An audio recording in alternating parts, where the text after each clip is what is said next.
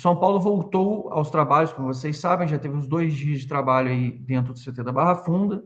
O Dorival Júnior, ele teve uma primeira conversa com eles lá no auditório, conversou com eles, explicou que ele ia fazer algumas mudanças no elenco, que vão chegar algumas peças que o São Paulo está trabalhando e que alguns outros já não fariam mais parte do grupo. E ele está aproveitando para soltar um pouco os jogadores, para dar uma observada como está o estado físico de todo mundo. Só o Sabino e o Lucas não estão participando das atividades de forma integral. O Lucas vai demorar muito mais, o Sabino, imagino que até a volta da pausa da Copa ele já esteja pronto, mas ainda vai demorar um tiquinho. Algumas novidades que eu posso dizer para vocês. O Dorival está observando alguns jogadores que não estavam jogando nos últimos meses. Um deles está aqui na tela, inclusive. Foi fotografado até pelo site oficial, que é o Hugo. O volante que muita gente... e o Hugo, Zanqueta e não sei o quê. Muito do espaço que o Dorival tirou, por exemplo, do Cedric que deu para o Moreira. Zanqueta e o Mike. Gente, o Mike ainda não está trabalhando com o grupo. Ele não foi colocado à venda, vamos chamar assim, ou dispensado, mas ele não está trabalhando diretamente com o grupo ainda, tal qual o Arboleda também não está. Esses são jogadores que ainda estão sendo esperando. Então, assim, o que pode ser dito? Por exemplo, o Luan, ele perdeu espaço, se for colocar numa análise fria, para o Hugo Leonardo, que era um que todo mundo perguntava por que não ia ter espaço. E o outro é o Cedric, que perdeu espaço para o Moreira, se a gente for colocar assim, entre o que estava sendo trocado mesmo de forma efetiva.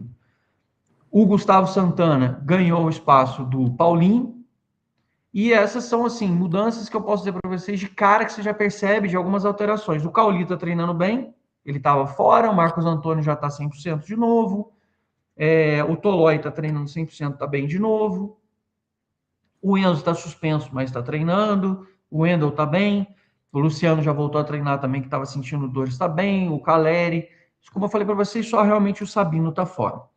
Mas eu queria destacar para vocês essas 3 mudanças, que foram a questão do Hugo, do Gustavo Santana e do Moreira, especificamente sobre esses 3 jogadores. Então, não sei tua opinião, Cátia, com relação ao Mike. Eu acho que a situação dele agora seria bom para o São Paulo e bom para ele, minha opinião, tá? Que ele tivesse uma experiência fora, até para ele amadurecer, para ele poder sair, mas ele ainda não está nem treinando com o grupo, ou seja, ele está sem treinar com o grupo ainda, não tem perspectiva de retorno, e a gente está numa situação de limbo, igual o Arboleda. O Arboleda está recebendo salário, custa caro, a gente não tem proposta por ele e ele não está treinando também.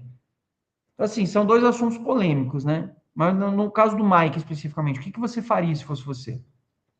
Eu tentaria reintegrar.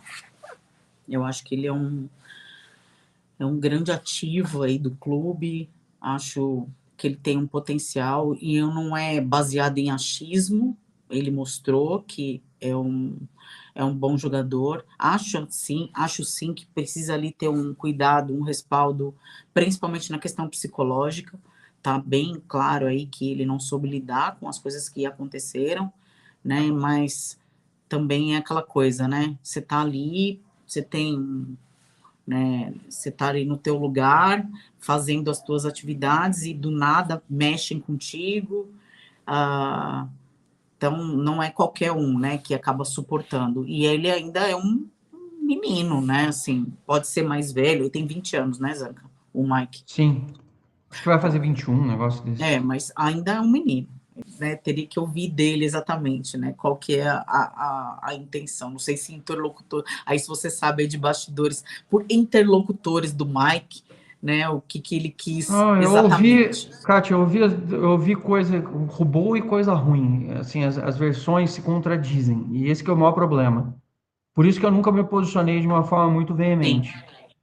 Ninguém nunca me viu nem fazendo defesas cegas do Mike, nem muito menos fazendo críticas severas. Se eu tivesse indícios cabais de que o Mike tivesse feito merda, eu ia fazer críticas para ele e falar que ele precisava procurar ajuda. Como a gente já fez, inclusive, com o Luan, que está aqui do lado, que é um que está dispensado. Eu fiz isso na época do Luan, e a gente, inclusive, teve uma época que eu cheguei a fazer uma notícia dizendo que o Luan ele estava fora porque ele tinha sentido uma lesão. Ele brigou comigo no Twitter para dizer que não tinha sentido lesão nenhuma, que não tinha lesão nenhuma, e ele passou 3 meses depois sem entrar em campo, na época do Zubeldia ainda, sendo que, em tese, ele estava bem. Então, assim, aquelas coisas que a gente fala, às vezes, as pessoas correm muito para brigar por determinados pontos e deixam de fazer, e deixam de ter bom senso nas coisas que estão acontecendo, porque a gente recebe informações. Eu só te digo, não, eu não estou lesionado, o técnico não está me usando de sacanagem. Você acha que os caras não ficam sabendo que o jogador está mandando recadinho via imprensa, que está mandando coisa? É óbvio, isso só piora a situação deles. Quando o cara manda. E por isso que eu te falei, a foto do Mike com a Arboleda, ali não dá para ter outra interpretação. Ele não é tão burro a ponto de tirar foto com a Arboleda sabendo que ia dar merda. Sabe? É óbvio que rolou alguma coisa. Agora, o Rui Costa, ele mostra que ele tem uma liderança no diretoria de futebol totalmente nociva, tóxica. Então, eu acho que no final das contas, o São Paulo fica para trás, é isso que eu digo sempre. Quando o São Paulo fica em segundo plano, isso me chateia. Porque o que parece é que o São Paulo está ficando em segundo plano sempre. E a gente está vendo que as decisões da diretoria de futebol estão sendo sempre uma merda. A decisão das mudanças de técnico, das contratações, da conduta dentro do clube, das contratações de profissionais, a perda do Alan Barcelos, a demissão do Crespo do jeito que foi feita, tudo está sendo muito mal conduzido e os resultados estão aí, mostrando. Agora, que bom que o Dorival está vendo em 3 meninos, pelo menos, as possibilidades, porque aí vai, no final das contas, ele achando opções dentro do elenco, como ele achou lá atrás com... Ou lá atrás o São Paulo achou opções com ele, com o Alisson, o Caio Paulista cresceu muito na mão dele, a gente viu vários jogadores tendo um crescimento muito grande. O Nestor, inclusive, talvez tenha tido a parte mais estável da carreira dele na época do Dorival. Sim. O Caleri, ele sofria porque ele também não ficava tão aproximado com o restante do time, mas ele tinha uma função muito bem definida e a gente sabia que a função dele tinha uma função importante. Então, assim, eu espero que, é o que você falou, que o Dorival consiga achar o caminho dele de novo, que a gente se reequilibre e que mesmo que não venham taças, que a gente feche esse ano sem riscos de rebaixamento, que eu acho que é o principal, e que a gente torça, porque muita gente pergunta quem você acha que vai ser o candidato, quem você está torcendo. Eu não torço para mais ninguém, porque para todo mundo que eu torci nos últimos 20 anos, foi só decepção. O Luan recebeu aí algumas consultas, eu soube de Fortaleza, teve site que falou da Chapecoense, do Remo, que perguntaram do Luan. O Luan não é daqueles jogadores que já estouraram o número de jogos, então ele pode sim se transferir para outros clubes no Campeonato Brasileiro. Ele pode jogar em outros clubes neste momento. Ele poderia jogar todo o segundo semestre jogando brasileiro por outra equipe. E o Fortaleza nem se fala então, porque o Fortaleza tem o Carpini, que foi onde ele teve talvez os melhores momentos dele nos últimos anos com relação a jogar. Foi na época que ele jogou praticamente todos os jogos com o Carpini no Vitória, e foi quando ele cresceu de novo, ele tivesse grande ascensão no final das contas. É um dos jogadores também que está disponibilizado. O Yang, eu sei que o agente dele está oferecendo ele aqui na Europa. Eu já soube aqui algumas coisas de boatos aqui em Portugal, dele está sendo oferecido aqui.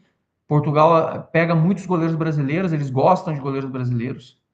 E os goleiros brasileiros normalmente se dão muito bem aqui.